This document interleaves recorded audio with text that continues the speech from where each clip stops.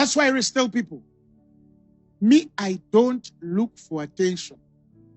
That I want so-and-so to know me. Please invite me.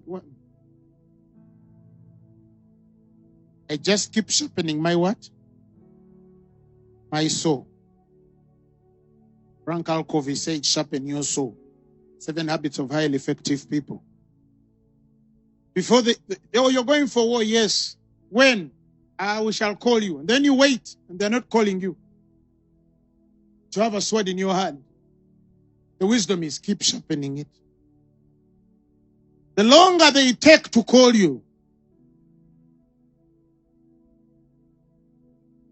if you've understood it, shout us at that amen. Give me that amen.